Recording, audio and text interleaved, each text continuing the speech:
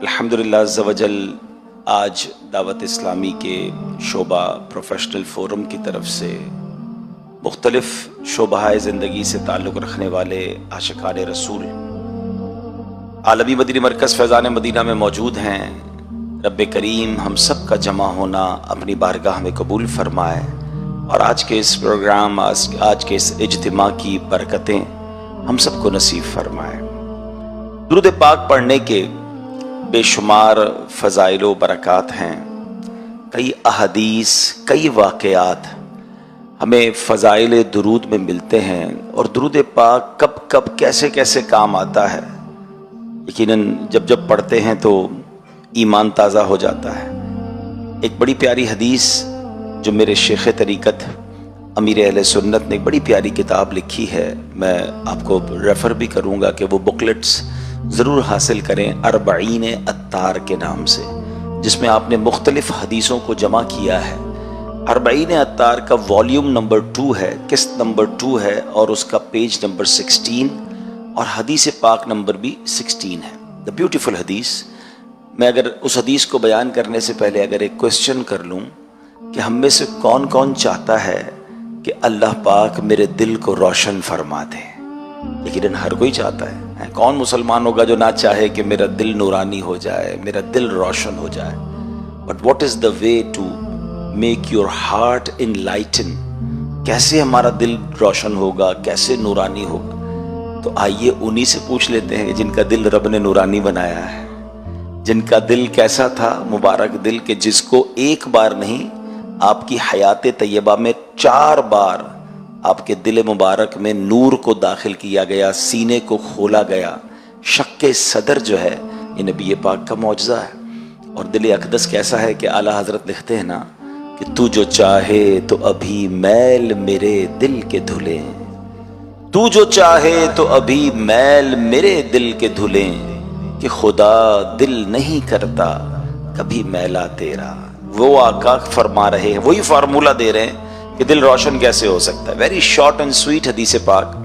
نبی پاک فرماتے ہیں من اکثر الصلاۃ علی نور اللہ قلبہ، جو مجھ پر زیادہ درود شریف پڑھے گا اللہ عز و جل اس کا دل روشن فرما دے گا۔ یعنی کمال کا وظیفہ ہے کہ کتنے فوائد ہیں۔ اگر درود پاک کے کبھی بیٹھ کے لسٹ ڈاؤن کرے نا کہ کتنی برکتیں درود پاک کی، تو آپ کو شاید لسٹ بنتی چلی جائے گی۔ دنیا میں، آخرت میں، قیامت میں کون سا فائدہ ہے جو آپ چاہتے ہیں اور وہ درود پاک میں نہیں ہے؟ میں ایک چھوٹی سی سمری بیان کر دیتا ہوں۔ پہلے تو اگر میں آپ کو یہ کہوں کہ چونکہ نیو ایئر ہے، نیا سال شروع ہوا ہے، اور یہ بھی بڑا کمال ہوا اس بار کہ نیا سال بھی شروع ہوا اور ساتھ ساتھ رحمت والے اسلامی مہینے بھی شروع ہو گئے۔ یعنی پہلی رجب اور نیو ایئر آلموسٹ برابر میں ہم چل رہے ہیں۔ تو سبحان اللہ، یہ بھی ایک بڑی نورانی سیڑھی ہے۔ یعنی اگر آپ غور کریں نا، بیوٹیفل سیکوینس ہے۔ نبی پاک علیہ الصلوۃ والسلام فرماتے ہیں جس کا مضمون ہے کہ رجب اللہ کا مہینہ ہے، شعبان میرا مہینہ ہے، اور رمضان میری امت کا مہینہ ہے۔ Look at how beautiful months continue. رجب، پھر شعبان، پھر رمضان۔ رجب میں کیا ہے؟ شب معراج ہے۔ شعبان میں کیا ہے؟ شب برات ہے، کہ جس میں سبحان اللہ ہمارے اعمال اللہ کی بارگاہ میں پیش کیے جائیں گے اور کروڑوں اربوں لوگ بخش دیے جائیں گے۔ اور پھر سبحان اللہ اگلا مہینہ، اس کی تو ہر گھڑی رحمت بھری ہے۔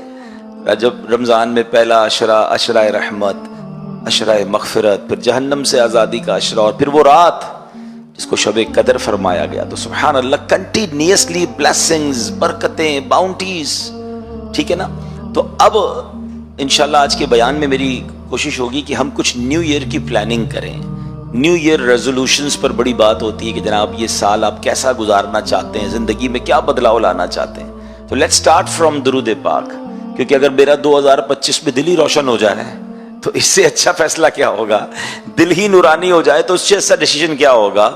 تو اب ذرا اگر ہم کبھی، میں آپ کو ایک سوال کرنا چاہوں گا کہ کبھی بھی فارغ بیٹھے ہو نا تو ایک لسٹ بنائیں کہ what will you want in this دنیا at the time of death and at the time of hereafter, اور ان ہیئر آفٹر۔ آپ دنیا میں کیا چاہتے ہیں، مرتے وقت کیا چاہتے ہیں، اور آخرت میں کیا چاہتے ہیں؟ ایک مسلمان ہونے کی حیثیت سے کبھی آپ لسٹ ڈاؤن کیجئے گا جو آپ کی خواہشیں ہیں۔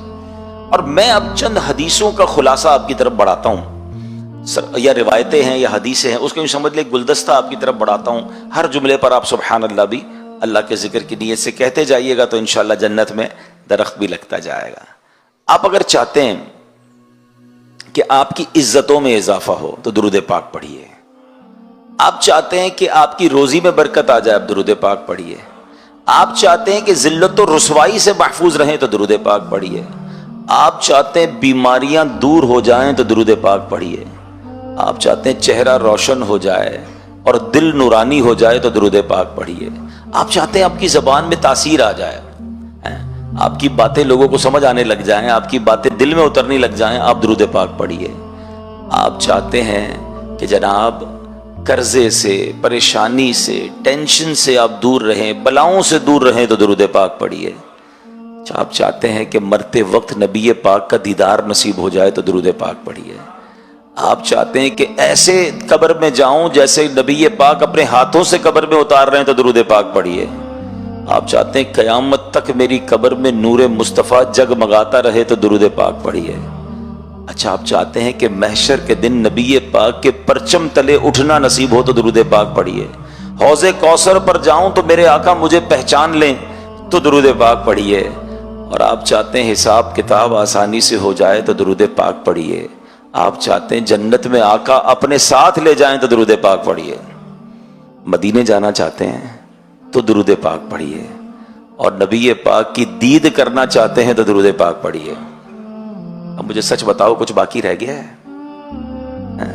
اب اس لسٹ میں اور کچھ باقی ہے جو آپ کو چاہیے تھا اور نہیں میں نے بیان کیا؟ دنیا میں مرتے وقت اور آخرت میں اور کیا چاہیے کسی مسلمان کو؟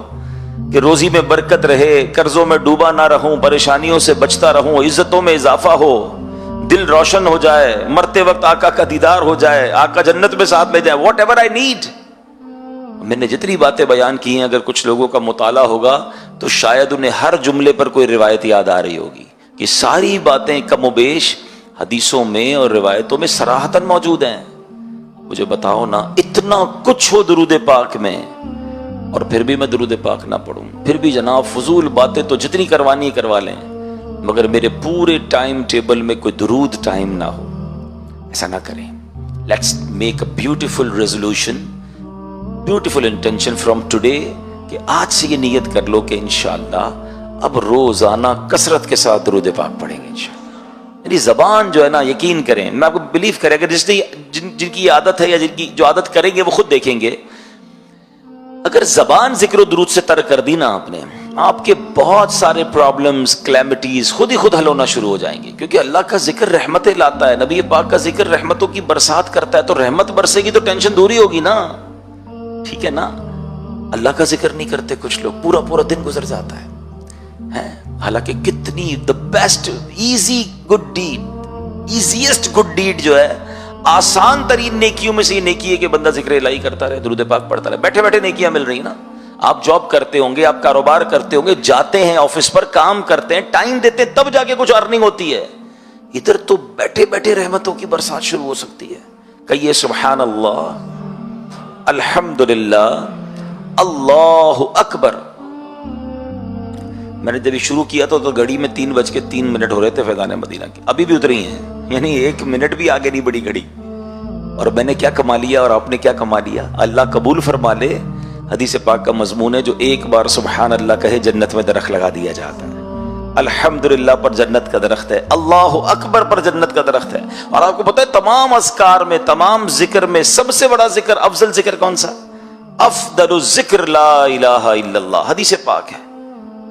اچھا، ہم سارے ہی مسلمان چاہتے ہیں، میں کئی بار اپنے بیان میں اس جملے کو ایڈ کرتا ہوں اور اسی نیت سے کرتا ہوں کہ نہ جانے کسی ایک کی بھی عادت پڑ گئی تو چلے مجھے بھی ثواب مل جائے گا۔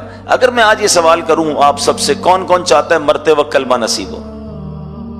سب نے ہاتھ اٹھا لیا، اور کیوں نہ چاہے گا، مسلمان کی تو تمنا یہی ہے اللہ مرتے وقت کلمہ نصیب کرنا۔ کیوں؟ کیونکہ حدیث پاک میں بھی یہ مضمون ملتا ہے نا کہ جس کا آخری کلام لا الہ الا اللہ ہوگا دخل الجنہ، وہ جنت میں داخل ہو جائے گا، ٹھیک ہے نا؟ لیکن ایک سوال ہے کہ مرتے وقت تو سارے چاہتے ہیں کلمہ پڑھنا، آج پورے دن میں کتنی بار کلمہ پڑھا ہے؟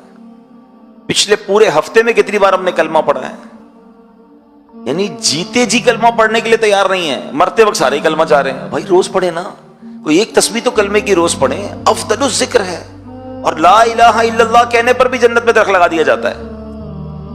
اور یاد رکھیے جب بھی آپ برڈن میں ہوتے ہیں نا، زبان سے جملے ادا کرنا مشکل ہو جاتے ہیں۔ کبھی آپ کے سر میں درد ہو، بخار ہو، آپ کو بات کرنے کا جی نہیں چاہتا، کوئی آ کر بات کرے، آپ کہتے ہیں آج تھوڑا سا طبیعت ٹھیک نہیں، آج موڈ نہیں ہے بات کرنے۔ ایسا ہی نا، you don't want to speak whenever you feel tired or whenever you feel sick۔ جب بھی بیمار ہوں گے، تکلیف میں ہوں گے، برڈن ہوگا، بات کرنا نہیں چاہیں گے۔ آپ کو پتہ ہے سکرات کا وقت تو سب سے زیادہ تکلیف کا وقت ہوگا۔ علماء کہتے ہیں اس دن زبان بھاری ہو جائے گی۔ اپنی زبان کو کلمے کا عادی بناؤ تاکہ سکرات کے وقت بھی کلمہ نکل جائے، زبان سے ادا ہو جائے۔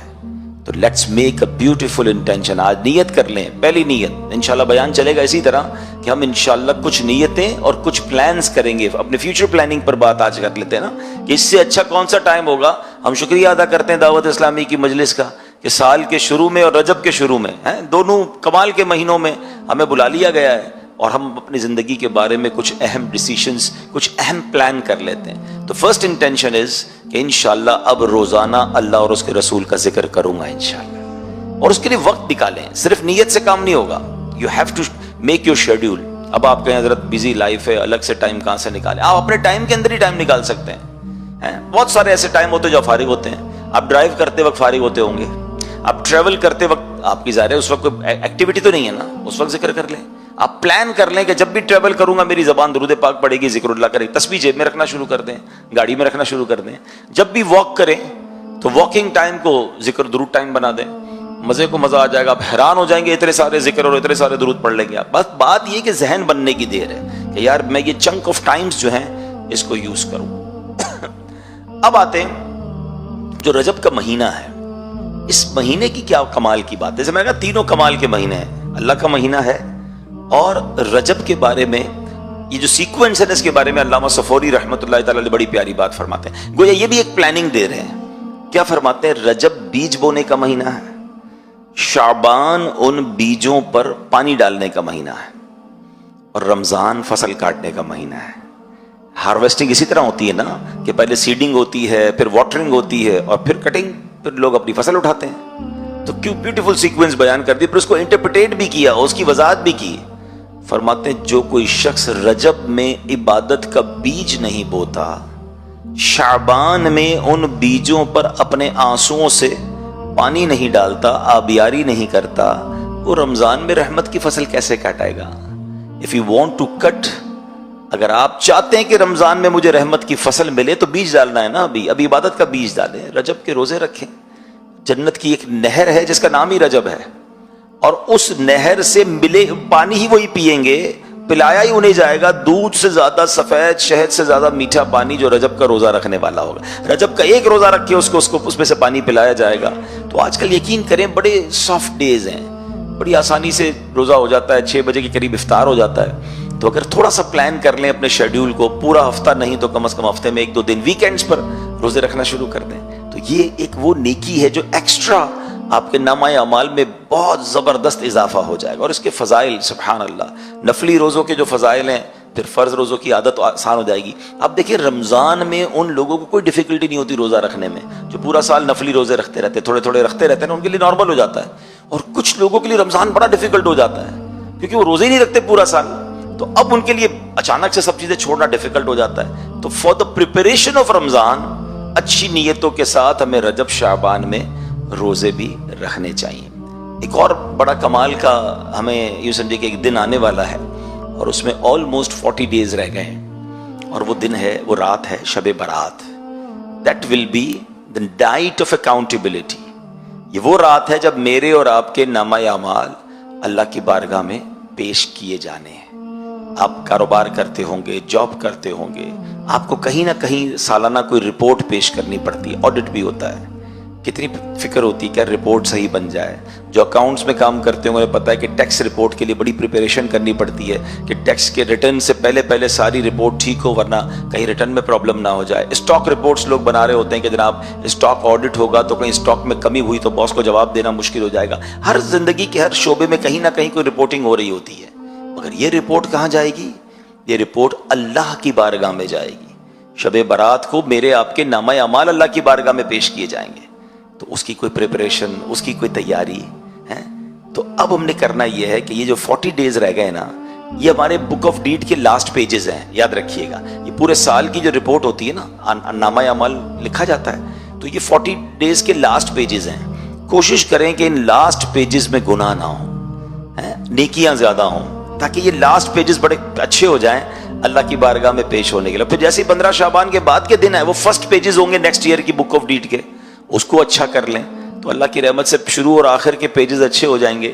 نامہ اعمال میں نیکیاں زیادہ ہوں گی تو اللہ بیچ کے گناہ بھی اپنی رحمت سے معاف فرما دے گا. تو یہ بھی ہمیں پریپریشن کرنی ہے. آئیے میں آپ کو ایک بڑا کمال کا ایمان افروز واقعہ سناتا ہوں، اور یقین کریں یہ ہسٹوریکل واقعہ ہے، مگر اس میں آپ کو اسلام کی وسعت، نبی پاک علیہ الصلوۃ والسلام کا بڑا دل، اور پھر سبحان اللہ میرے رب کی رحمت کیسی ہے، یہ سب باتیں آپ کو اس واقعے سے سیکھنے کو ملیں گی.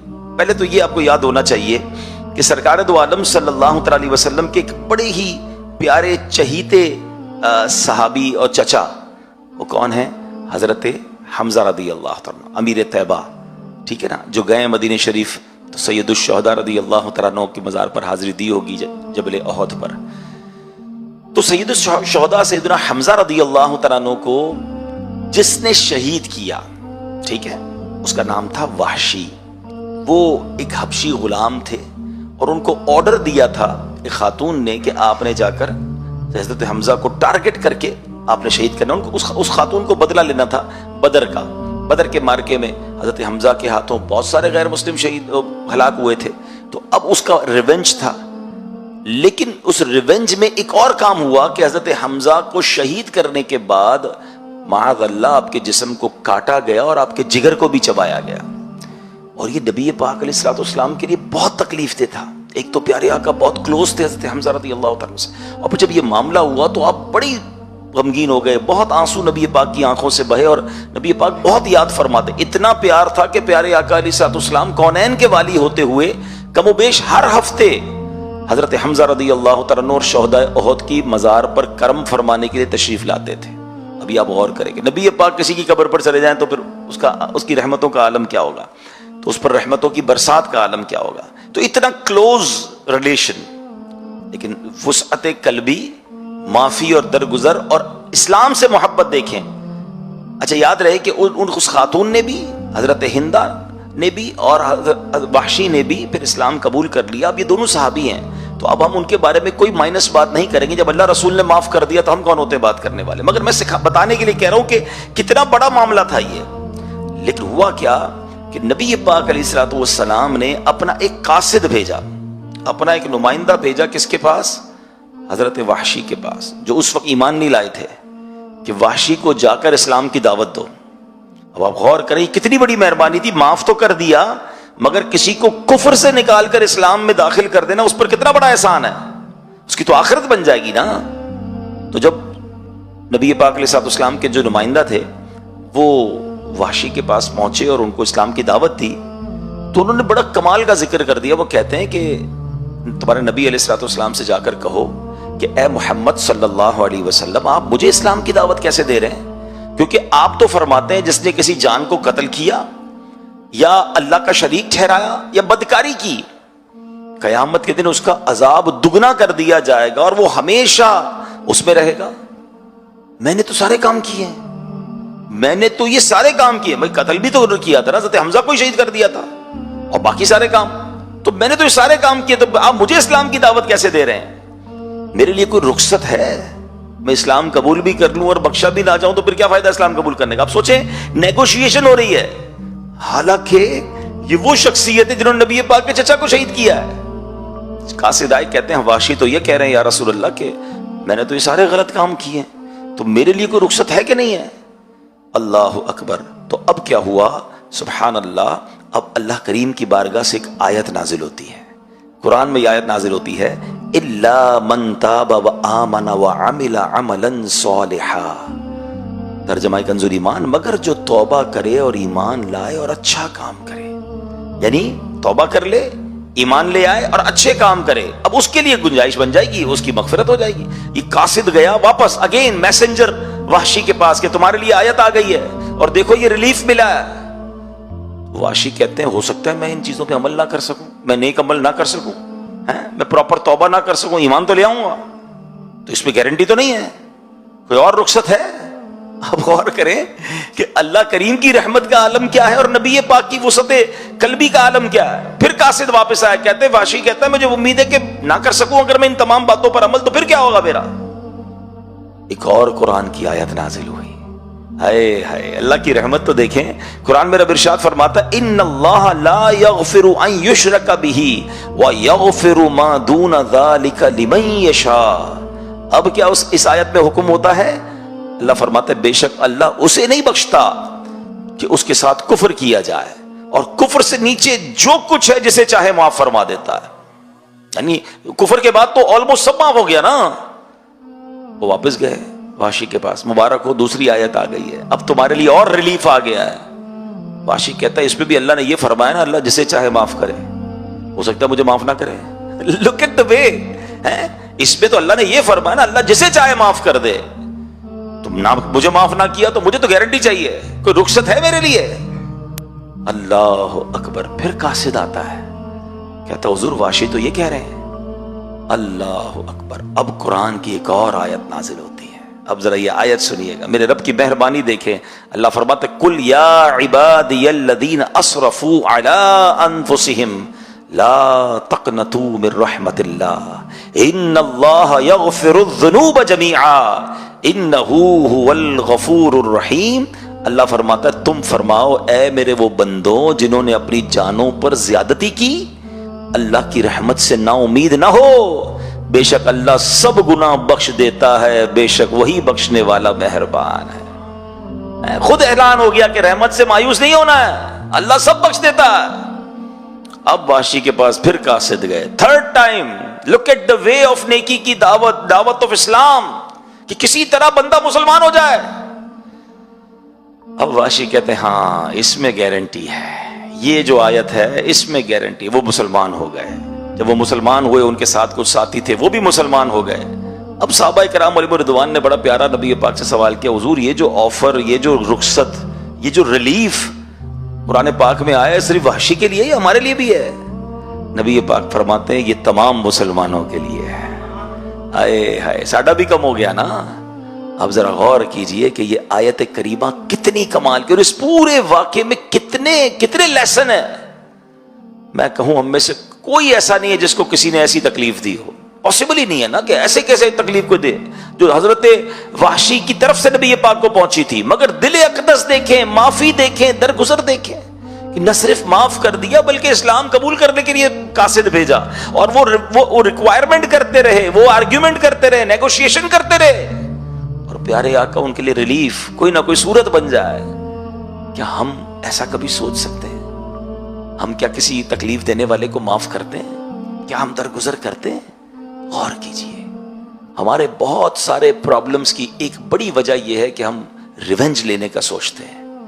ہم بعض اوقات انتقام کی آگ میں جلتے ہیں، اور یہ امید انتقام کی آگ جو لگی ہوئی کہاں ہوتی ہے؟ ادھر۔ انتقام تو پتہ نہیں کب لیں گے لیکن یہ روز جلاتی ہے، نہ سونے دیتی ہے، نہ جاگنے دیتی ہے، نہ جناب سکون دیتی ہے، خود ہی آگ لگا لی اپنے دل میں۔ اگر اس آگ کو بجھا دوں تو کتنا ریلیف ہو جائے گا، کتنا سکون ہو جائے گا، ٹینشن ہی نہیں رہی نا، مجھے بدلے ہی کسی سے نہیں لینا ہے، مجھے میرے دل میں کسی کے لیے نیگیٹو ہے ہی نہیں۔ اور آپ بلیو کریں، ہمیں ملتے ہیں کبھی کبھی کچھ لوگ کہتے ہیں یار نیند نہیں آتی، سکون نہیں ہے، میں نیند کی گولیاں کھا کے سوتا ہوں، یا رات کو سوتا ہوں تو دماغ چلتا رہتا ہے، سوچتا رہتا ہے۔ آپ یقین کریں، آپ غور کریں، 2-3 پرابلمز ہو سکتی ہیں آپ کو۔ یا تو آپ کے دل میں حسد ہو گیا ہے کسی سے، کیونکہ حسد والا خود ہی جلتا ہے۔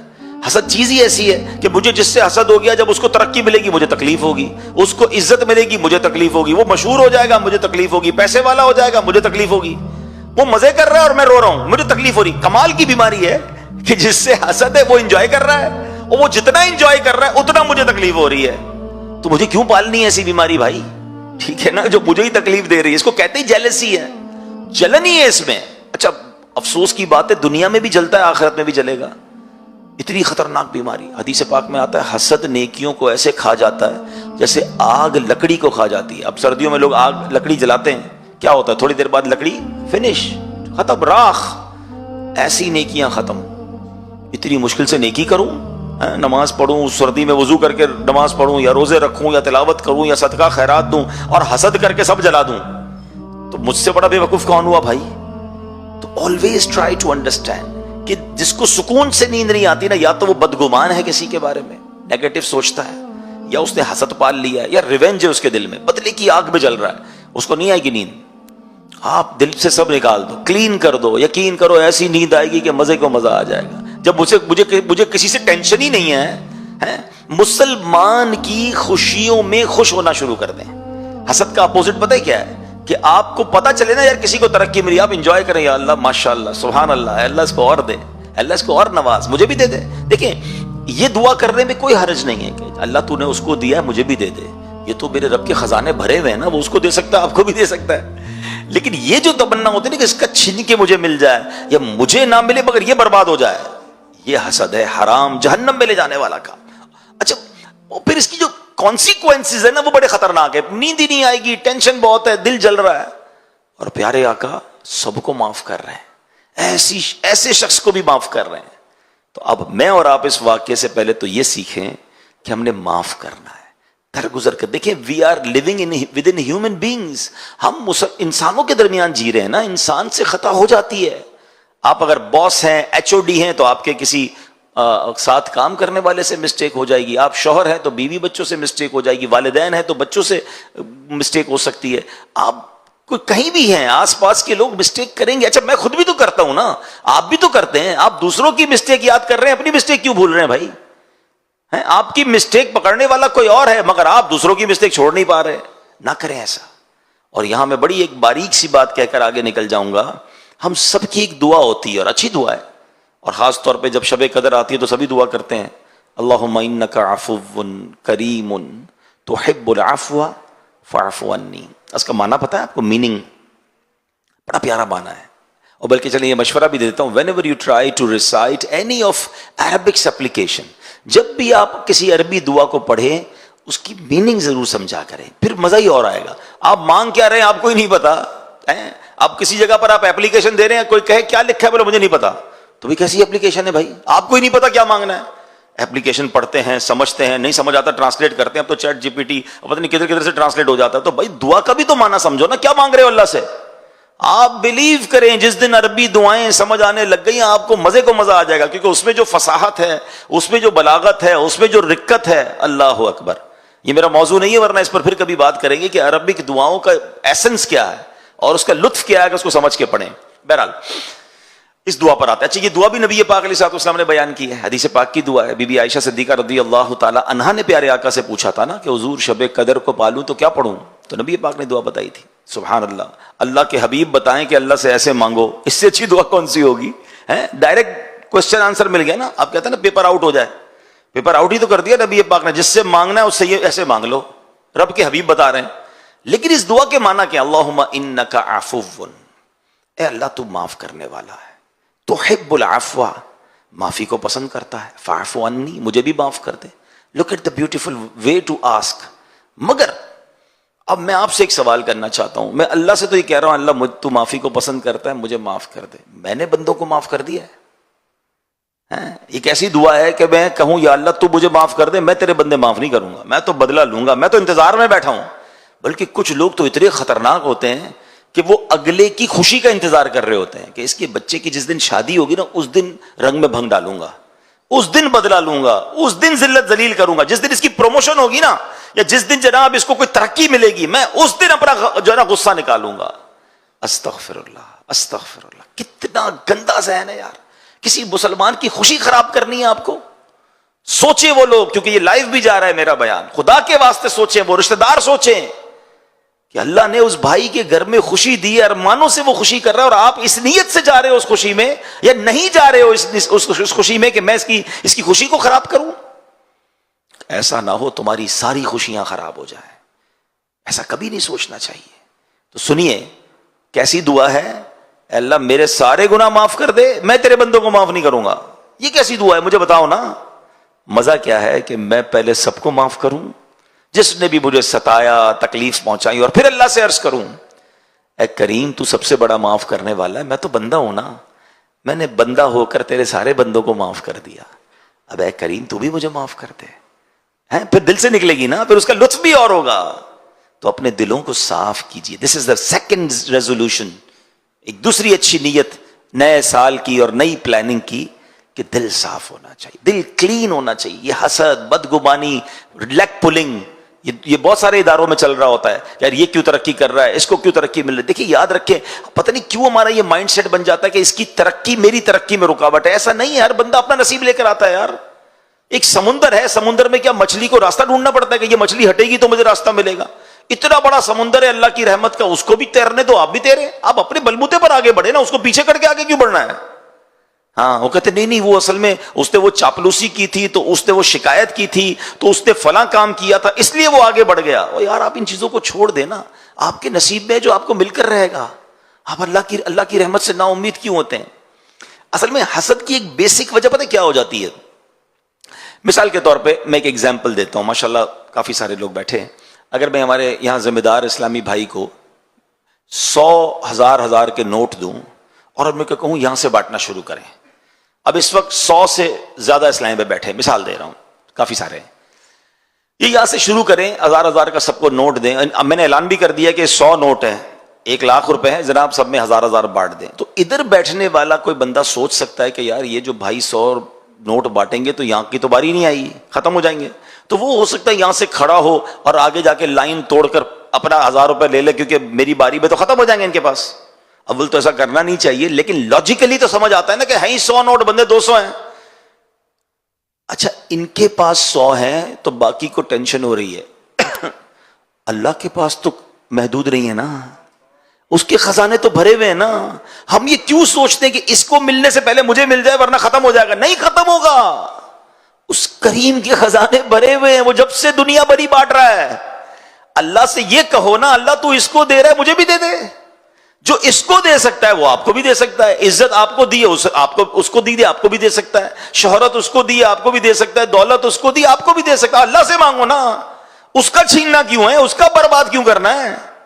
یہی وہ مسٹیک ہے جو ہمیں سمجھ نہیں آ رہی، اور ملتا بھی نہیں ہے. میں آپ کو صحیح بتاؤں، مانگنے سے مل جاتا ہے، اللہ کی بارگاہ میں مانگنے سے مل جاتا ہے، بندے سے چھیننے سے ملتا نہیں ہے. ساری دنیا کوشش کر لے نا کسی کو گرانے کی، اور رب نے عزت رکھی ہے، کوئی نہیں بگاڑ سکے گا اس کا.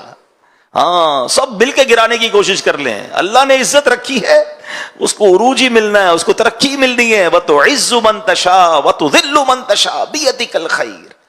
اللہ کے ہاتھوں میں. یہ میں ہوتا کون ہوں کسی کی عزت گرانے والا، کسی کی دولت چھیننے والا، کسی کا رزق لے لوں؟ ہو ہی نہیں سکتا. یہ ادھر بٹھا لیں، میرے نصیب کا کوئی چھین نہیں سکتا، اور میرے نصیب میں نہیں وہ مجھے کوئی دے بھی نہیں سکتا. جو ہے وہی ملنا ہے، تو مانگو نا اللہ سے، خیر والی دعا کریں. تو یہ خوبصورت واقعہ جو وحشی، حضرت وحشی کے ایمان لانے کا واقعہ لیسن ہے کہ جگر بڑا، دل بڑا. میرا موضوع نہیں ہے لیکن چلیں ذکر کر دیتا ہوں کہ خواجہ خواجگان، خواجہ غریب نواز، ماشاءاللہ خواجہ صاحب کی چھٹی آ رہی ہے، ان کا ایک بڑا پیارا جملہ ہے کہ اللہ کے دوست کی 3 نشانیاں ہیں. اگر اللہ کا دوست بننا ہے نا 3 کام کر لیں. اور کہتے ہیں نا بڑے آدمی کے بڑے اقوال ہوتے ہیں، گولڈن ورڈز ہوتے ہیں. آپ نے ایک جملے میں گل مکا دی، بات ہی ختم کر دی. کہتے ہیں شفقت آفتاب جیسی، دل دریا جیسا، عاجزی زمین جیسی. واللہ میں کہتا ہوں میں اور کوئی بیان نہ کروں، صرف اس ایک جملے کو میں اور آپ سمجھ کر عمل شروع کر دینا، اپنا سیشن کمپلیٹ ہے. کیا فرماتے ہیں؟ شفقت آفتاب جیسی. یعنی شفقت کیا ہوتی؟ پیار، محبت. آفتاب کس کو کہتے ہیں؟ سورج کو. سورج صبح نکلتا ہے تو ڈسکریمنیشن کرتا ہے کہ جناب آج جو ہے میں صرف مسلمانوں کو روشنی دوں گا، غیر مسلم کو نہیں دوں گا. آج صرف اللہ کے فرما برداروں کو دوں گا، نافرمانوں کو نہیں دوں گا. آج پیسے والوں کو روشنی ملے گی، غریبوں کو نہیں ملے گی. آج آبادیوں کو روشنی ملے گی، جنگلوں کو نہیں ملے گی. Not at all. شفقت پوری دنیا کو روشنی دیتا ہے بلا کسی ڈسکریمنیشن کے. ایسا ہی ہے. اور ہم کیا کرتے ہیں؟ ہماری مسکراہٹ بھی بڑی قیمتی ہے، جاننے والوں کو ہی دیں گے، جس کو جانتے نہیں اس کے آگے مسکراتے بھی نہیں ہیں، بلکہ ملاقات شیک ہینڈ بھی نہیں کرتے. شیک ہینڈ بھی اسی سے کرے گی جس کو جانتے ہیں. نماز پڑھنے حالانکہ مسجد میں گئے ہیں, مگر جس کو نہیں جانتے اس کو نہیں. خاص طور پہ اگر کوئی غریب کپڑوں والا ہے اسے تو ملے گا ہی کوئی نہیں. یہ کیا ہو گیا؟ اخلاق تو سب کے ساتھ ہونے چاہیے نا. ہاں, ہمارے الگ الگ چہرے ہیں کچھ لوگوں کے. اپنی آفس پہ بڑے با اخلاق, اسمائلی فیس, کسٹمر سروس پہ کام کر رہا ہوں نا, اپنے کسٹمر کے ساتھ بڑے بڑے سافٹ مینر ہوں گے. یہی بندہ جب گھر جاتا ہے تو ببر شیر بن جاتا ہے. گھر والے سارے ٹینشن میں جب بندہ یہ گھر جاتا ہے. بھائی ایمرجنسی آ جاتی ہے کچھ لوگوں کے گھر میں, جلدی کھانا ریڈی کرو, گرم کرو ورنہ خیر نہیں ہے. روٹی گرم نہیں ہوئی تو ڈانٹ پڑے گی, چائے ٹھنڈی ہو گئی تو ڈانٹ پڑے گی, استری نہیں ہوئی تو ڈانٹ پڑے گی, جوتے پالش نہیں تو خیر نہیں. بندہ کہ بندہ گھر میں آیا, انسپیکٹر آیا ہے. حالانکہ حدیث پاک کا مضمون ہے کہ تم میں بہترین وہ ہے جو اپنے گھر والوں کے ساتھ اچھا ہے, اپنے گھر والوں کے ساتھ بہترین ہے. اور پھر نبی پاک اپنے بارے میں فرما رہے, سن لو میں تم سب سے زیادہ اپنے گھر والوں کے ساتھ بہترین ہوں. مگر ہم ہیں ایسے. اچھا, پھر گھر والوں میں بھی کیٹیگرائز کر دیا نبی پاک علیہ الصلوۃ والسلام نے. اس میں بھی ون آف دا ٹاپ کون ہے کہ ایک بار پیارے آقا علیہ الصلوۃ والسلام کی بارگاہ میں ایک شخص آیا, کہتے حضور میرے سب سے زیادہ اخلاق کی حقدار کون ہے؟ فرمایا تیری ماں. کہ حضور اس کے بعد؟ فرمایا تیری ماں. کہ تھرڈ ون, تیسرا کون حضور؟ فرمایا تیری ماں. پھر کہتے حضور اب کون؟ فرمایا تیرا والد.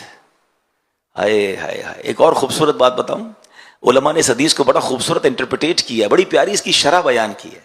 وہ کہتے ہیں نا ہم خود ہی حدیث سمجھ لیں گے, خود ہی قرآن سمجھ لیں گے. بھائی ہمارے پاس وہ علم نہیں ہے جو علماء کرام اور مفسرین اور شارحین کے پاس ہے. مشکل کتابوں کو آج بھی پڑھنے کے لیے استاد چاہیے ہوتا ہے. اگر یہی کتابوں سے پڑھ کے علم کرنا آسان ہوتا تو چلیں آج سے MBBS کی کتابیں خود ہی پڑھ لیں, ڈاکٹر بن جائیں اور آپریشن شروع کر دیں. ہر آپریشن یوٹیوب پر بھی موجود ہے, ہر آپریشن کتاب میں بھی لکھا ہوا ہے. اٹھائیں چھری, اٹھائے کاٹے, کاٹ دے بندہ. بندہ کہ نہیں بھائی کتاب سے آپریشن نہیں ہوتا, پریکٹس سے ہوتا ہے, ٹیچر چاہیے.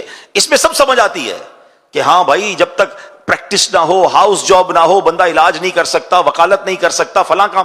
علم کے بارے میں, دین کے بارے میں بندہ کہتا ہے علماء کی کیا ضرورت ہے. یہ سوشل میڈیا پہ یہ بھی تو شوشے چھوڑے جا رہے ہیں نا کہ بھائی کیا ضرورت ہے علماء کے پاس جانے کی, کتابیں ہیں نا, گوگل سے سرچ کرو, گوگل مفتی فتویٰ دے دے گا. اللہ کے بندو, مفتی گوگل ذرا سوچو تو صحیح, گوگل بنایا کس نے؟ یہ ساری ٹیکنالوجیز کیا مسلمانوں نے بنائی ہیں؟ تو کیا آپ کو نہیں لگتا کہ اس میں کچھ ایسا بھی ڈال دیا ہو جو اسلام کے خلاف ہو؟ آپ تو سرچ کریں گے اور عمل کر لیں گے. آج بھی معاذ اللہ ہم کام کر رہے ہیں دعوت اسلامی والے اس پر کہ آج بھی بدقسمتی سے اسلام لکھیں, قرآن لکھیں, دین لکھیں, سرکار علیہ السلام کا نام لکھیں, ٹاپ پر بدعقیدوں کی باتیں آ جاتی ہیں, غیر مسلموں کی باتیں آ جاتی ہیں, معاذ اللہ قادیانیوں کی باتیں آ جاتی ہیں. تو اس دعوت اسلامی اس کو کاؤنٹر کر رہی ہے, ہمارا IT ڈپارٹمنٹ پورا اس پر کام کر رہا ہے. مگر یہ سوچنے کی بات ہے نا کہ دین جو ہے وہ کیسے بغیر علماء کے اور بغیر ایکسپرٹ سے میں سمجھوں گا. اب صرف اس حدیث پر اگر میں بات کروں, ایک عام نوجوان پڑھے کہ یار پھر تو والد کی کوئی فکر ہی نہیں کرنی. ماں 3 بار نبی پاک نے فرمایا بس میں جانوں میری ماں جانے, ابا گیا فارغ, اپنی طرف سے فیصلے نہیں کرنے. اب علماء نے اس کو انٹرپریٹ کیا, سنیے گا. علماء فرماتے ہیں نبی پاک کا ہر لفظ جو ہے نا وہ اہمیت کا حامل ہے. پیارے آقا کی زبان سے نکلا ہے نا, وہاں سے کوئی فضول بات کا تو تصور ہی نہیں ہے نا. وہ دہن جس کی ہر بات وحی خدا, چشمہ علم و حکمت پہ لاکھوں سلام. 3 بار ماں کیوں کہا اور 1 بار والد کیوں کہا؟ دیر از اے لاجک بیہائنڈ دس. اور کیا خوبصورت لاجک بیان کی علماء نے. کہتے ہیں ماں 3 احسان کرتی ہے بچے پر, بڑے احسان. ویسے تو ساری زندگی ماں کے احسان ہوتے ہیں. ماں 9 مہینے پیٹ میں بچے کو پالتی ہے, ٹھیک ہے. پھر وہ ماں جو ولادت کے وقت, ڈیلیوری کے وقت جو اسے تکلیف ہوتی ہے وہ انبیئربل ہوتی ہے, اور اس میں کئی مائیں موت کی آغوش میں چلی جاتی ہیں, موت کو ٹچ کر کے واپس آتی ہے ماں بچے کے لیے. اور تیسرا پھر ماں اس کی پرورش کرتی ہے, ٹھیک ہے. فرمایا یہ تو ہو گئی ماں کے 3 احسان. ان تینوں کیٹیگریز میں والد ایک احسان کرتا ہے کہ بچے کی پرورش کرتا ہے.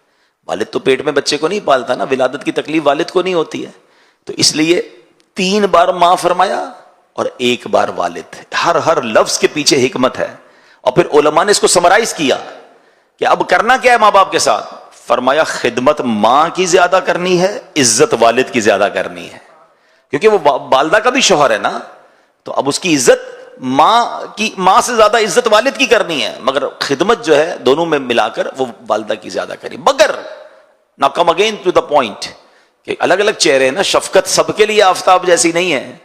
دوست کے لیے آدھی رات کو حاضر. کوئی دوست ہمیں رات کو فون کرے یار ذرا موٹر سائیکل خراب ہو گئی, کہیں گاڑی خراب ہو گئی, رات کو 3 بجے پہنچ جاتے ہیں دوست کے پاس. میں نہیں کہتا دوستوں کے ساتھ اچھا برتاؤ نہیں ہونا چاہیے, مگر کبھی رات کو دیر سے امی ابو کوئی کام کہہ دیں، دوائی لانی ہو، کوئی خدمت کرنی، امی ابھی ٹائم نہیں ہے، تھکا ہوا ہوں، سونا ہے، صبح آفس جانا ہے، تو بتاؤ نا یہ کیا کیٹیگری ہے؟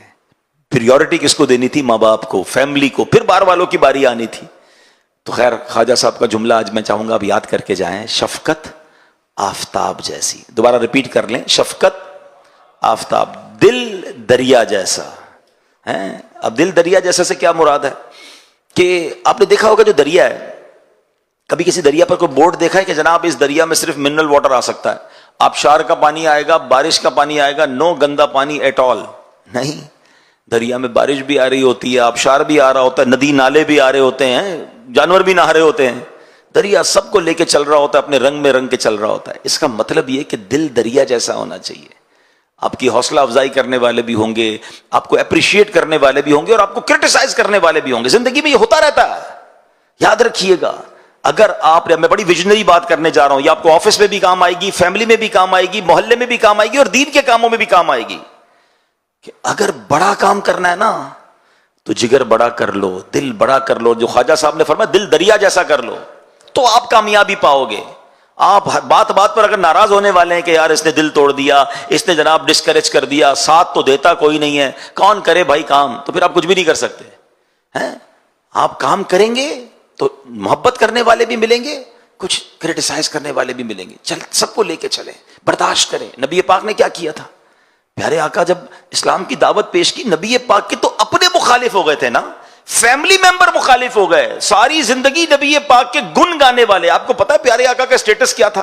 اسلام کا اعلان کرنے سے پہلے آپ سب سے بڑے لوگوں کی امانت رکھنے والے تھے، امین کہتے تھے لوگ، اور اپنے پیسے رکھواتے تھے، اپنی چیزیں رکھواتے تھے، اتنا بھروسہ تھا نبی پاک پر۔ اور اللہ اکبر، آپ نے اللہ کا نام لینا تو کیا شروع کیا، آپ کی اپنی فیملی ممبر آپ کے خلاف ہو گئے، جان کے پیاسے ہو گئے۔ تو نبی پاک بھی کہہ دیتے کہ بھائی کیا ضرورت ہے، اتنی مخالفت ہو رہی ہے، میں جانوں اللہ اللہ کرتا رہوں گا ساری زندگی۔ وہ تو ہادی تھے، وہ تو پیمبر تھے، وہ تو اللہ کا پیغام لے کر آئے تھے، ڈٹے رہے۔ کتنی تکلیفیں، پتھر مارے گئے طائف میں، میرے آقا نے تو ہمت نہیں آ رہی۔ اچھا پھر سارے انبیاء کی ہسٹری پڑھیں نا، حضرت نوح کی ہسٹری پڑھیں، حضرت موسیٰ کی پڑھیں، حضرت عیسیٰ، سب کو تکلیف ہوئی ہے، سب کو ستایا گیا۔ اچھا پھر اولیاء کرام کی ہسٹری پڑھ لیں۔ ہم خواجہ غریب نواز کا ذکر کر رہے ہیں، ہندوستان آئے تو کیا ریڈ کارپٹ ملا تھا آپ کو؟ Everybody become enemy of ہم، کوئی بیٹھنے نہیں دیتا تھا، کوئی پانی نہیں پلاتا تھا، کوئی جناب بات نہیں سنتا تھا، مگر پھر and of the day result کیا آیا؟ ڈٹے رہے نا، ہمت میں رہے، دل دریا جیسا تھا۔ 90 لاکھ کم و بیش غیر مسلموں نے خواجہ کے ہاتھ پر اسلام قبول کر لیا۔ دس از دا ریزلٹ۔ یہ کب ملتا ہے؟ جب دل دریا جیسا ہو۔ اتنا سا دل ہو تو کچھ نہیں ہوتا۔ کئی لوگ نیکی کا کام شروع کرتے ہیں، کہتے ہیں کوئی ہمت توڑ دے کہ میں نہیں کرتا، بھائی کوئی ساتھ ہی نہیں دیتا، آج کل نیکی کا زمانہ ہی نہیں ہے وہ نہیں کر سکتے۔ بالکل اسی طرح کاروبار میں بھی آپ کے ساتھ ہوگا، آپ کاروبار کریں، آپ کہیں نئی آفس کھول لیں، نیا ویژن لے کر نکلیں، لوگ ڈسکریج کریں گے۔ کچھ لوگوں کا کام ہی یہی ہوتا ہے یار، کوئی بات نہیں، ان سے الجھنے میں بھی ٹائم ضائع نہیں کرنا چاہیے، یہ بھی پرابلم ہے۔ یا تو ان سے لڑنے لگ جائیں گے، مجھے کیوں ایسا کہا، اب جتنی دیر آپ ان سے لڑ رہے ہیں نا، آپ کا کام رک گیا ہے۔ وہ تو چاہتا یہی تھا۔ کبھی روڈ پر چلتے ہوئے کتے کو جواب دیا آپ نے؟ اب جا رہے اور کتا بھونکنا شروع کر دیا، آپ کہ میں بھی رک کے اس کو بھونک کے جواب دوں گا، جب تک یہ چپ نہیں ہوگا میں بھی چیختا رہوں گا، تو کتا تو موج میں آ جائے گا، چلو بھائی مجھے میرا ساتھی مل گیا، کمپیٹیٹر مل گیا۔ عقل مند کیا کرتے ہیں؟ کتے کا کام بھونکنا، اپنا کام منزل، وہ رستہ نہیں رکتا۔ یہی ویژن جس دن آپ کو مل گیا نا، کہ اگر آپ نے کوئی ٹارگٹ پہ پہنچنا ہے تو اپنی منزل کی طرف چلتے رہیں، آپ کو پھول دینے والے بھی ملیں گے، آپ کو کانٹے بچھانے والے بھی ملیں گے، لیکن اگر منزل کی طرف آپ چلتے رہے، اور اگر اللہ کی رضا کے لیے کام ہو رہا ہے، اللہ کی رضا ساتھ ہے، نیت اچھی ہے، ایک وقت آئے گا یہ کانٹے بچھانے والے بھی پھول دینے والے بن جائیں گے۔ اللہ بندوں کو راضی کر دیتا ہے۔ ایسا ہی تو ہوا نا اولیاء کرام کے ساتھ، کیا ہوا؟ پہلے سارے مخالف تھے، آج سارے ہی چاہنے والے۔ مجھے بتاؤ نا، خواجہ صاحب ہمارے نہ خاندان کے ہیں، نہ ہم نے کبھی دیکھا ہے، ہم میں سے کئی اجمیر گئے بھی نہیں ہیں، کوئی خونی رشتہ بھی نہیں ہے، مگر ادھر بستے ہیں خواجہ ہمارے ہیں۔ میرے آنے سے پہلے آپ بنکبت کیسے جھوم جھوم کر سن رہے تھے، میرا خواجہ آتا ہے رسول ہے، اور واقعی ایسا ہے، جب بھی خواجہ کا ذکر کرے طبیعت میں تراوٹ آ جاتی ہے۔ امام حسین، ہم میں سے کئی تو ہو سکتا ہے سیدوں، مگر بہت سارے نہیں ہیں، مگر امام حسین سے پیار کیسا ہے یار، اپنے بچے قربان کر دے بندہ امام حسین کے نام پر، کربلا والوں کے نام پر۔ کیوں؟ انہوں نے اللہ کو راضی کیا، انہوں نے رب کو راضی کیا، رب نے سب کو راضی کر دیا۔ ٹارگٹ یہ ہونا چاہیے۔ ہم سب کو راضی کرنے کے چکر میں رب کو ناراض کر دیتے ہیں. تو اگر آپ نے بڑا کام کرنا ہے نا تو دل، ریپیٹ کریں گے، دل دریا جیسا، شفقت آفتاب جیسی، دل دریا جیسا. تیسرا جملہ سنو، خواجہ صاحب کہتے ہیں اللہ کا دوست جو ہوتا ہے نا اس کی 3 نشانیاں. تیسری نشانی فرماتے عاجزی زمین جیسی. ہاں ابھی کس پہ بیٹھے ہو آپ اور میں؟ زمین پر بیٹھے نا، ہمارے پیروں تلے زمین ہے. اچھا زمین پر سجدہ بھی کوئی کرتا ہے، خوش ہوتی ہوگی زمین، مگر زمین پر برائی بھی کر رہا ہے. مگر زمین سب کے لیے بچھی ہوئی ہے. زمین کو کوئی گھاس بھی لگا رہا ہے، اس پہ پھول بھی اگا رہا ہے، اس کو بھی زمین موقع دے رہی ہے. اور زمین پر کوئی گندگی کر رہا ہے، زمین اس کو بھی کچھ نہیں کہہ رہی ہے. عاجزی اللہ کو بڑی پسند ہے. عاجزی بچ جائے کہ دانا خاک میں مل کر گلے گلزار ہوتا ہے. جب بھی آپ نے پھل والے درخت دیکھے ہوں گے نا، پھلدار درخت، جس درخت پر پھل لگتے ہیں نا وہ آلویز جھکتا ہے. جتنے پھل لگتے جائیں گے وہ نیچے آتا جائے گا، اکڑ کے نہیں کھڑا ہوتا. اگر آپ بھی چاہتے ہیں نا آپ کو پھل لگ جائے تو جھکنا شروع کر دیں، عاجزی شروع کر دیں، ہمبل رہیں. کبھی یہ نہ کہیں یہ میں نے کیا ہے، میری ہوشیاری سے آگے بڑھا ہوں جناب، میری اسٹڈیز نے مجھے یہاں تک پہنچایا، میرے تجربے نے، یہ میرے فیصلے نے مجھے ترقی دی. کچھ لوگ کہتے نظر آتے بھائی یہ میرا کمال ہے. کبھی مت سوچنا میرا کوئی کمال نہیں ہے، سب میرے رب کی مہربانی. مجھ سے زیادہ ہوشیار لوگ پریشان ہیں، مجھ سے زیادہ جناب انٹیلیجنٹ لوگ ہمارے سے بہت نیچے ہیں. یہ اللہ نے مجھ جیسے کمزور آدمی کو یہاں تک پہنچا دیا. ہمیشہ یہ ذہن میں ہونا چاہیے، ہر حال میں اللہ کا شکر ادا کرنا چاہیے. تکبر جو ہے نا وہ بربادی لاتا ہے. بتائیے نا دنیا میں سب سے پہلا گناہ کیا ہوا تھا؟ The very first sin on this universe کیا تھا؟ تکبر ہی تو تھا. شیطان نے کیا کیا تھا؟ حضرت آدم کو سجدہ نہیں کیا تھا نا. کیا پرابلم تھی؟ پراؤڈ. انا خیر من، کیا کہا تھا اس نے اللہ کی بارگاہ میں؟ اللہ میں اس سے بہتر ہوں. خلقتنی من نار وخلقتہ من طین، اے اللہ مجھے آگ سے بنایا، اس کو مٹی سے بنایا، میں اس سے بہتر ہوں. ایک تکبر کیا.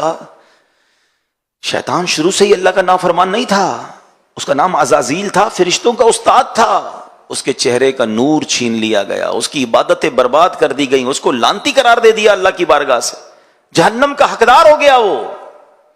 Now I have a big question in front of all of you.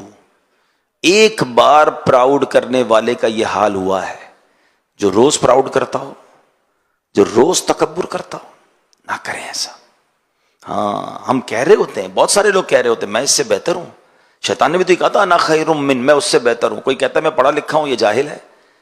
میں ایکسپیرینسڈ ہوں، یہ ان ایکسپیرینسڈ ہے. میں خوبصورت ہوں، اس کے چہرہ کا رنگ اچھا نہیں ہے. میں مالدار ہوں، یہ غریب ہے. میں طاقتور ہوں، یہ کمزور ہے. میری بات سنی جاتی ہے، میرے ہاتھ میں اقتدار ہے، میرے ہاتھ میں ڈیسیشنز ہیں. اس کی کیا حیثیت ہے؟ یہ کیا ہے؟ پھر بتاؤ نا تکبر کی تعریف کیا ہے؟ What is the meaning of proud? تکبر کی تعریف ہی یہی ہے کہ بندہ اپنے آپ کو دوسرے سے بہتر سمجھے، اس کو حقیر جانے. یہ تو صبح شام ہو رہا ہے، ہر بندہ ہر دوسرا آدمی تکبر کر رہا ہے اور اس کو احساس ہی نہیں کہ وہ کتنا بڑا گناہ کر رہا ہے. یہ کبیرہ گناہوں میں سے، بڑے بڑے گناہوں میں سے یہ گناہ اتنا سخت ناپسند ہے اللہ کریم کو. وہ حدیث پاک آپ سب کو تقریباً یاد ہوگی، بچپن سے سن رہے ہیں. جس کے دل میں رائی کے دانے کے برابر تکبر ہوگا وہ جنت میں نہیں جائے گا. What is the meaning of رائی کا دانا؟ اتنا ہوتا ہے سیڈ. دل میں اتنا تکبر ہوگا وہ جنت میں نہیں جائے گا. جس کا پورا دل ہی تکبر سے بھرا ہوا ہے اس کا کیا ہوگا؟ نہیں. ہمیں تکبر کو تو قریب بھی نہیں آنے دینا. عاجزی، انکساری، سب کے ساتھ محبت، پیار. پھر ریپیٹ کر لیتے ہیں خواجہ صاحب کے 3 فرمان. شفقت آفتاب جیسی، دل دریا جیسا، اور زمین عاجزی زمین. یہ یاد کر لو، آج آپ سمجھ لو یہ آج آپ کے ٹریننگ سیشن ہے اور اس کو ریپیٹ کرتے رہیے گا. جیسے جیسے ریپیٹ کریں گے اور اس پر عمل کرتے جائیں گے نا، you will feel change in your life. اب میں واپس آتا ہوں. اللہ کی رحمت کی بات ہو رہی تھی. حضرت وحشی کا ہم نے واقعہ سنا. خدا کی قسم اللہ کی رحمت ایسی ہے کہ بندہ سنے اور سنتا چلا جائے، اور بعض اوقات تو عقل حیران ہو جاتی ہے کہ اللہ کریم کس قدر مہربان ہے. اب اس میں اللہ بزرگ جو ہو جاتے ہیں نا، جو لوگ عمر زیادہ ہو جاتی ہے، بال سفید ہو جاتے ہیں، ان سے کتنا پیار فرماتا ہے. ایک بار حضرت عمر فاروق رضی اللہ عنہ سے مروی ہے، آپ اس نے اخلاق کے پیکر نبیوں کے سرور صلی اللہ علیہ وسلم کی خدمت اقدس میں حاضر ہوئے تو آپ علیہ الصلوۃ والسلام کو روتا ہوا دیکھ کر حضرت عمر فاروق نے دیکھا کہ نبی پاک آنسو بہا رہے ہیں. تو عرض کی حضور آپ کیوں رو رہے ہیں، آپ کیوں آنسو بہا رہے ہیں؟ تو آپ علیہ السلام نے جواب دیا میرے پاس جبرائیل آئے اور فرمایا کہ انہوں نے کہا مجھے کہ اللہ عز و جل کو حیا آتی ہے کہ وہ کسی ایسے شخص کو عذاب دے جو اسلام میں بوڑھا ہوا ہو. پھر اسلام میں بوڑھے ہونے والے کو حیا کیوں نہیں آتی کہ وہ اللہ عز و جل کی نافرمانی کرتا ہے. اللہ اکبر. اللہ فرماتے مجھے حیا آتی ہے میں ایسے بندے کو عذاب دوں کہ جو اسلام میں بوڑھا ہوا ہے. اب جو بوڑھا ہو کر بھی اللہ کی نافرمانی کر رہا ہے پھر سوچے نبی پاک فرماتے اس کو حیا کیوں نہیں آتی. تو کاش یہ بات بھی سمجھ آئے کہ رب ہم سے کتنا پیار فرماتا ہے, کتنی مہربانیاں ہم پر, اس کی رحمت ہمیں بخشنا ہی چاہتی ہے. یقین کریں, دیکھیں نا جو میں نے آپ کو آیت بیان کی کہ اللہ کی رحمت سے مایوس نہیں ہونا, اللہ بخشنے والا مہربان ہے, مگر ہم ہیں جو اللہ سے دور ہو جاتے ہیں, ہم ہیں جو توبہ نہیں کرتے. اللہ کی رحمت تو پکار رہی ہے کہ ہے میرے بندے آ جاؤ. ایک بار نبی پاک علیہ الصلوۃ والسلام نے بڑا کمال کا ارشاد فرمایا. یہ جو ہماری دنیا میں رحم دلی ہے, محبتیں ہیں, پیار ہے, جانور کی ماں بھی اپنے بچے سے پیار کرتی ہے, انسان کی ماں باپ بھی اپنے بچے سے پیار کرتے ہیں, سب پتہ ہے کیا ہے, سنیے گا. اللہ کے حبیب علیہ السلام فرماتے ہیں اللہ عز و جل نے زمین و آسمان کی تخلیق کے دن 100 رحمتیں پیدا فرمائیں. اللہ نے اپنی 100 رحمتیں پیدا فرمائیں. ہر رحمت زمین و آسمان کے درمیان تہ در تہ کر کے رکھ دی گئی ہے. ان میں سے ایک رحمت زمین پر نازل ہوئی, اسی سے والدہ اپنی اولاد پر, وحشی درندے اور پرندے ایک دوسرے پر مہربان ہوتے ہیں, یہاں تک کہ گھوڑا اپنا پاؤں اپنے بچے سے دور کر لیتا ہے کہ کہیں سے چوٹ نہ لگ جائے. جتنی جانوروں میں مہربانیاں ہیں نا, رحم دلی ہے, ماں باپ میں رحم دلی ہے, دنیا میں جتنی رحم دلی ہے, آقا فرماتے ہیں اللہ کی ایک رحمت جو اس نے دنیا میں اتاری ہے نا, یہ سب اس کا مظہر ہے, یہ اس کی وجہ سے آپ دیکھ رہے ہیں. نبی پاک فرماتے ہیں جب قیامت کا دن ہوگا اللہ کریم اس رحمت کو دوسری 99 رحمتوں کے ساتھ ملا کر مکمل 100 فرما دے گا اور بروز قیامت اپنے بندوں پر رحم فرمائے گا. ایک رحمت کا یہ عالم ہے, تو جب 100 رحمتیں قیامت کے دن رب کی ہوں گی تو سوچئے پھر بندوں پر مہربانی کا عالم کیا ہوگا. بڑا کریم, بڑا مہربان. ایک بار نبی پاک علیہ السلام نے آپ کے پاس کچھ قیدی لائے گئے, صحابہ کرام بھی ساتھ تھے. تو ایک عورت کو اس کا بچہ تھوڑا بچھڑ گیا تھا, اس سے دور دوڑتے ہوئے اپنے بچے کو اس نے چمٹایا اور خوب چوما, پھر اسے دودھ پلانے لگی. ماں ہوتی ہے نا. تو نبی پاک علیہ السلام نے صحابہ سے فرمایا کہ بتاؤ یہ عورت اپنے بچے کو جہنم میں ڈال دے گی؟ تو صحابہ کہتے ہیں یا رسول اللہ ہرگز نہیں, اللہ کی قسم کبھی نہیں, اتنا پیار کرنے والی ماں کیسے بچے کو جہنم میں ڈالے گی؟ تو سرکار دو عالم علیہ السلام نے فرمایا اللہ عز و جل اپنے بندوں پر اس سے کہیں زیادہ رحم و کرم کرتا ہے جتنی یہ عورت اپنے بچے پر مہربان ہے. ایسا مہربان ہے میرا مولا. تو پھر اللہ سے محبت نہ کی جائے, اللہ کا قرب حاصل نہ کیا جائے, اس سے راضی نہ کیا جائے. کیسے ہیں ہم کہ اللہ ہی کو ناراض کر دیتے ہیں. اللہ کہ وہ ہم پر اتنا مہربان. میری ماں کے دل میں محبت ڈالنے والا میرا رب ہے. میرے والد کے دل میں شفقت ڈالنے والا کون ہے؟ میرا رب ہے, اس نے ڈالا ہے. میں آپ کو مزے کی بات بتاؤں, آپ میں سے جو والدین بن گئے نا وہ میری بات جلدی سمجھ جائیں گے. جو بچہ پیدا ہوتا ہے نا, جب میں بھی پیدا ہوا ہوں گا, آپ بھی پیدا ہوئے ہوں گے, وہ بڑا فرجائل ہوتا ہے, بالکل کمزور لاغر ہے, اس کی الگ الگ خوراکیں ہیں, اس کو جناب بہت جلدی بیماری لگ جاتی ہے, اس پر بہت اس کی ٹیک کیئر کرنی پڑتی ہے. جیسے جیسے بڑا ہوتا جاتا ہے پھر زندگی کے اور معاملات چینج ہوتے چلے جاتے ہیں. بچے کے پیدا ہوتے ہی بچے کو 2 بڑے کمال کے خادم چاہیے. ہاں, ایک 24 گھنٹے کا خادم چاہیے جو اس کی گندگی بھی صاف کرے, اس کی مالش بھی کرے, اس کو ہلکی پھلکی خوراک بھی پہنچائے اور اس کے ہر رونے پر جاگ جائے, ہر تکلیف پر بے قرار ہو جائے. ایک خادم تو ایسا چاہیے اس کو. دوسرا خادم وہ چاہیے یا دوسرا سپورٹر وہ چاہیے جو اس کی ہر چیز پر خرچ کرے, جو اس کو ضرورت ہے اس پہ خرچ کرے. ڈاکٹر کے پاس لے جانا, انجیکشن لگانا, جو بھی اس کو فیڈ چاہیے اس کے لیے خرچ کرے. کپڑے چاہیے, بے لباس پیدا ہوا ہے نا. میں پیدا ہوا تھا, مجھے کون سنبھالتا ہے؟ میرے رب نے میرے ماں باپ کے دل میں وہ شفقت اور مہربانی ڈالی کہ ماں بن گئی میری خادمہ. کیسی خادمہ ہوتی ہے؟ کبھی سوچا ہے اپنے ماں کو؟ مالش کر رہی ہے, کبھی تیل لگا رہی ہے. اچھا کمال یہ ہر کام پیار سے کر رہی ہے. پیسے دے کر کسی سے بھی کام کروا لیں, وہ دل سے نہیں کر رہا تو اس کو اچھا بھی نہیں لگ رہا, تو میں کسی کی گندگی کیوں صاف کروں؟ 2 لاکھ روپے کا بھی خادم رکھ لیں مگر گندگی صاف کرتے اس کو برا لگے گا. مگر ماں گندگی دیکھ کر بھی بچے کو چوم رہی ہے اور پھر بھی صاف کر رہی ہے، مسکرا مسکرا کر بچے سے باتیں کر رہی ہے، اس کے رونے پر ماں کو پتا چل جاتا ہے پیٹ میں درد ہے یا بھوک لگی ہے، اپنا دودھ پلاتی ہے۔ یہ اللہ نے کیسا ہمارے ساتھ مہربانی کی، اگر ماں چھوڑ دیتی، ماں باپ چھوڑ دیتے ہم کو پیدا کر کے، ہم تو سسک سسک کے مر جاتے۔ سردیاں ہیں تو ماں گرمی پہنچا رہی ہے، گرمی ہے تو ماں ٹھنڈک پہنچا رہی ہے، خود گرم سردی برداشت کر رہی ہے، ہمیں گرمی دے۔ کمال کی خاتمہ ملی بھائی، دن رات خدمت کی، جب تک میں بولنے نہ سیکھا، جب تک چلنے نہ سیکھا، بلکہ ماں تو زندگی بھر خدمت کرتی رہی۔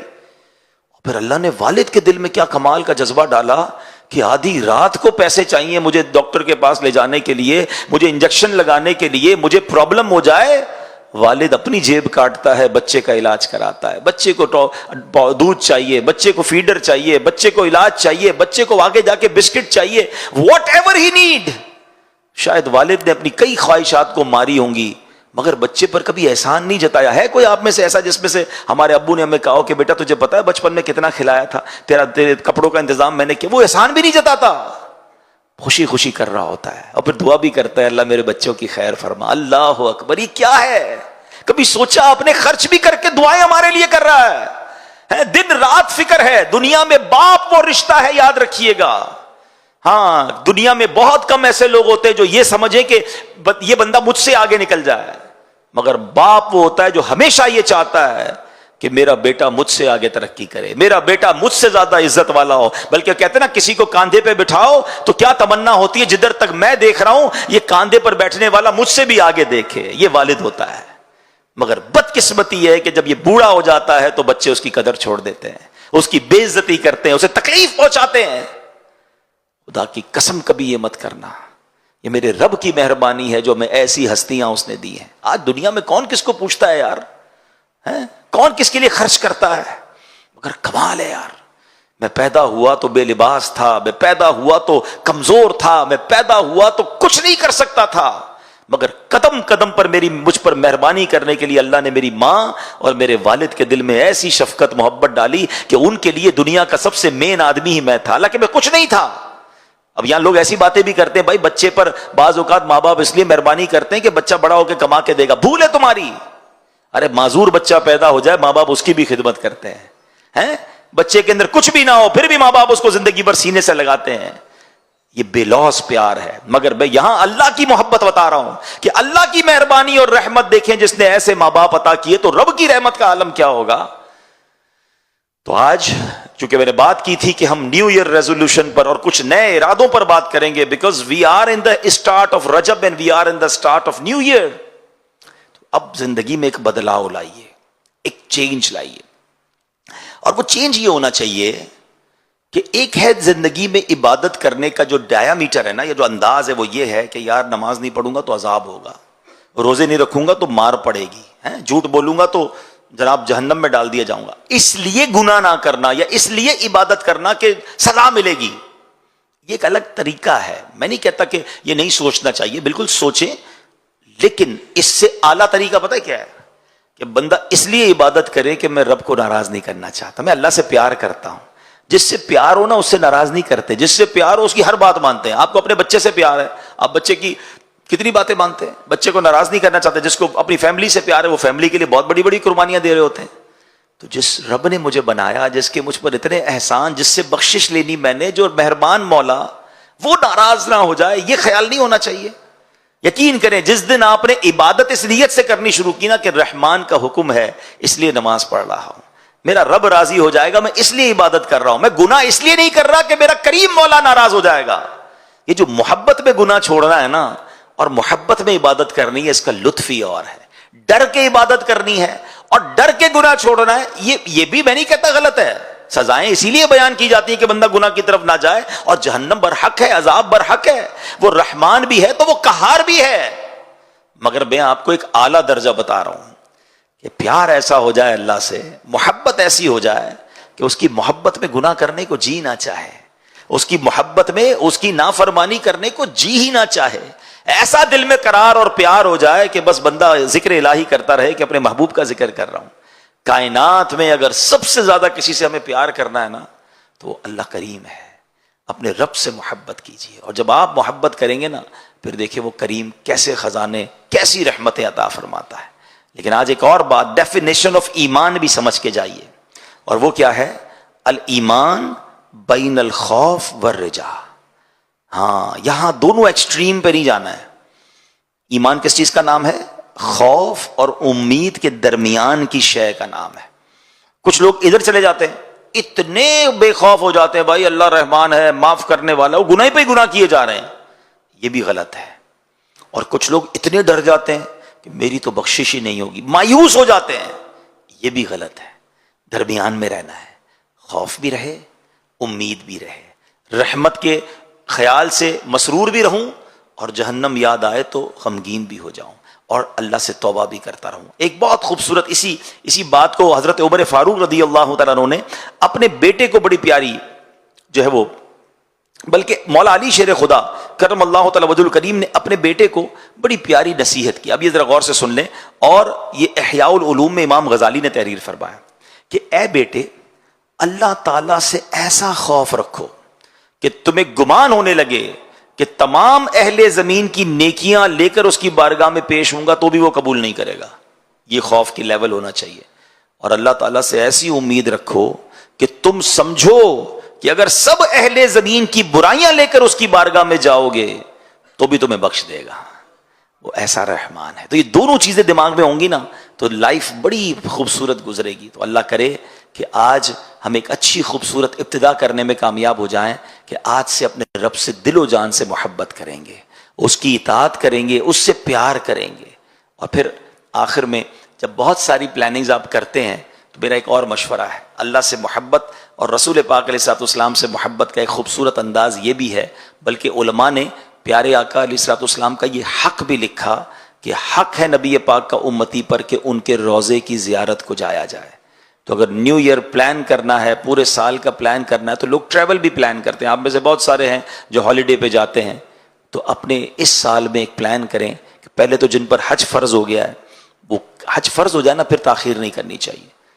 ہاں، کیونکہ نبی پاک کی حدیث بڑا ڈرانے والی ہے جس کا مضمون ہے کہ جو حج جس پر فرض ہو گیا وہ استطاعت کے باوجود حج نہ کرے تو مجھے کوئی پرواہ نہیں کہ وہ یہودی ہو کر مرے یا نصرانی ہو کر مرے، یعنی اس کے ایمان پر خاتمہ نہ ہونے کا خوف ہے جس پر حج فرض ہے اور وہ حج تاخیر کیے جا رہا ہے۔ اگر حج فرض ہو گیا وداؤٹ اینی ڈیلے اسی سال حج کر لیں، اور اگر حج فرض نہیں ہے، آپ حج کر چکے ہیں، تو at least once in a year Makkah مدینے کا پلان کیا کریں۔